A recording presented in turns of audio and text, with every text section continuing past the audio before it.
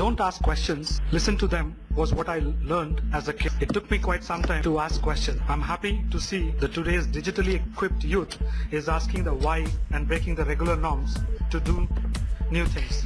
Youth Ki Awaaz, the voice of youth, is one such award-winning platform, a platform that was conceived in 2008 by Anshul Tewari, a social entrepreneur, journalist and an expert in youth affairs, has found some time to interact with us in conversations, and we welcome Anshul. Hi Anshul. Hi. Okay, so my background is essentially I studied journalism from the University of Delhi, and I started Youth Ki Awaaz in 2008 when I was in college.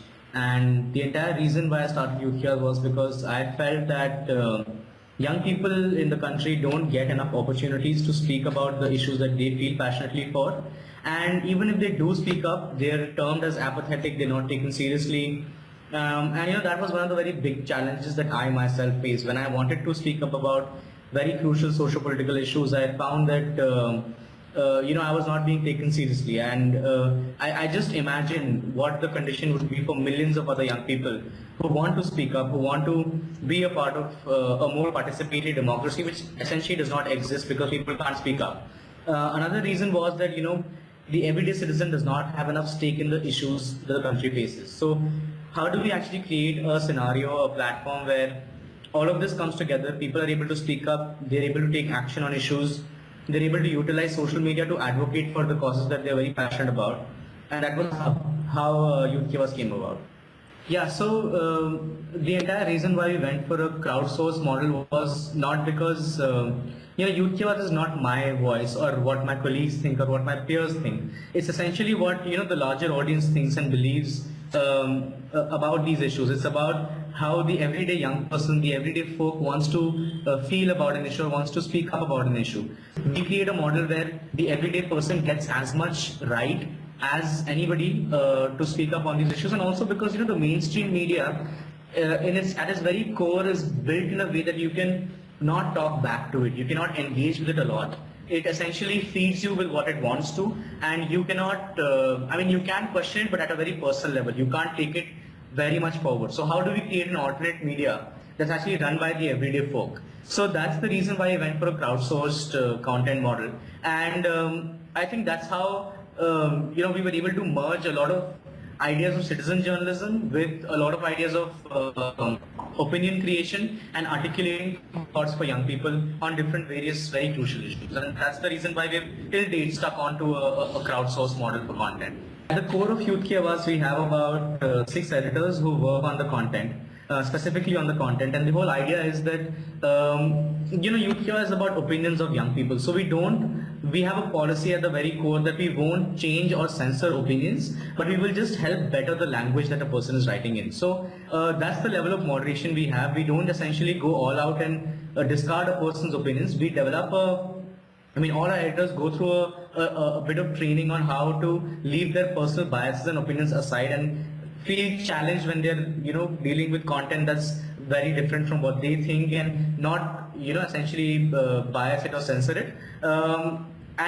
I think over the years we've been able to build this kind of sense in the Youth Ki Awaaz team that beyond my personal opinions, it's important what the other person thinks, and we have to defend their right to freedom of expression and speech. So that's one bit about the user contributions coming in. The second bit about the moderation is that we don't, as I said, don't censor opinions, but we do look at the language because you want to keep the content really, really high quality. Our editors are essentially people who have had writing, editing backgrounds, and they've been doing it for some time now, who've also had a little bit of social media experience. So they come with that kind of baggage on board to go through the content with that perspective and judge whether it's good enough to go up on the site or not.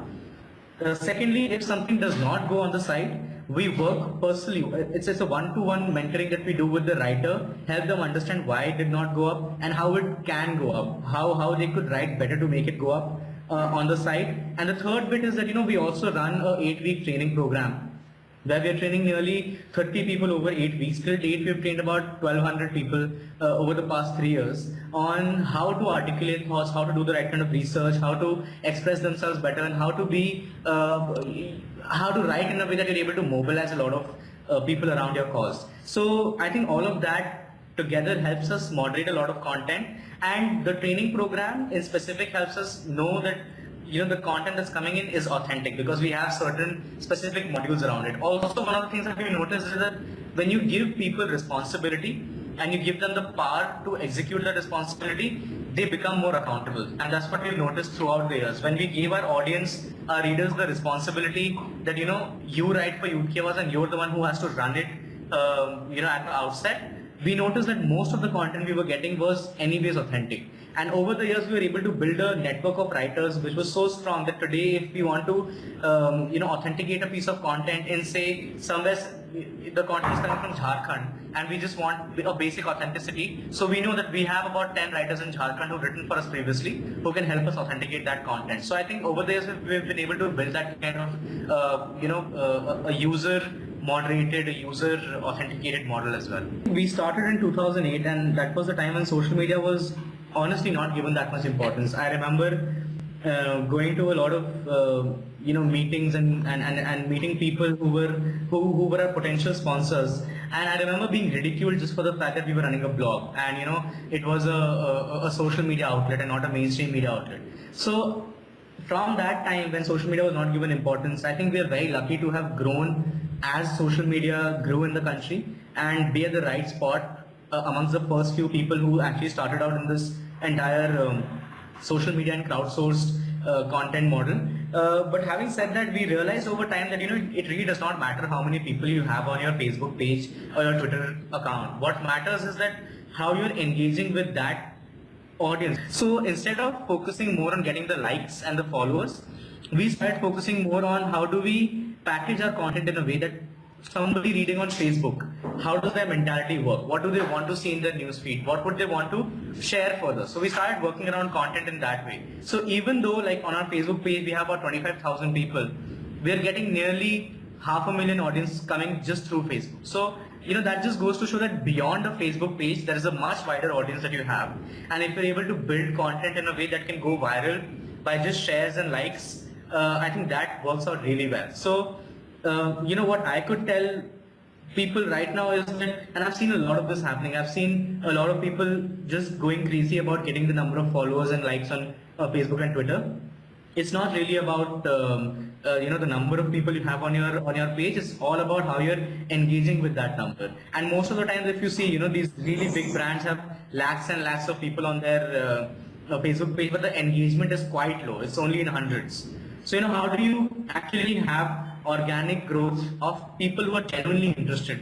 And that can be only done if you're delivering what they really want through the best channels possible. I think that's what our entire focus still remains. Actually, there's a very, very thin line between freedom of expression and hate speech. And as social media has actually boomed in the country, there has been a lot of misuse of the platform as well. But even though that's there, I don't think that we can censor that out, and we should censor that out, because at the end of the day, we really need social media to be more of a community thing where the community decides what's important and what's not important, than somebody sitting with a PC deciding I want to censor this, I want to censor that, and I don't want to show this and I don't want to show that. So I think at the very core, the way social media has been built ground up is very open. It gives everybody a space to talk and to speak up. So at the outset, I would definitely say that censorship must definitely not happen at all. But we do need to be aware of the kind of dialogue that's happening on social media. We do need to be aware of what we need to give importance to and what we need to ignore while we're on social media. I've seen a lot of people getting so driven by false facts that have been circulating on Facebook and Twitter that they don't really objectify them a lot. So I think we need that kind of education in people who are accessing social media. I think there are a lot of things that I can actually say on this. At the outset, our generation is like any other generation, honestly. Every generation has had people who are more interested in doing good. Every generation has had people who are more interested in not caring. But at the same time, I think one thing that this generation has that no other generation had was the availability of tools like social media to not just speak up but also demand action. I mean, if you look at petitions, if you look at how change.org has emerged in the last few years, if you look at how Greenpeace is doing environment advocacy on the internet, if you look at how organizations in the US, if you look at how ProPublica has done investigative journalism, making best use of social media, I think it's fabulous the kind of tools that we have for ourselves right now. And I think it's really unfair to our generation to say that this is the generation that does not care, because honestly that's one stereotype that we are trying to break with Youth Ki Awaaz. And we've seen people care so much that it's very difficult to imagine for us the extent to which people can go for the causes that they really want to work on. I think it's more about channelizing those thoughts and that will to do something, which is happening. So instead of people saying that this generation does not care, we need to focus more on this generation cares, they have the tools, how do they make best use of that? My good wishes are with you and Youth Ki Awaaz. Thank you for your time, Anshul. It was nice talking to you.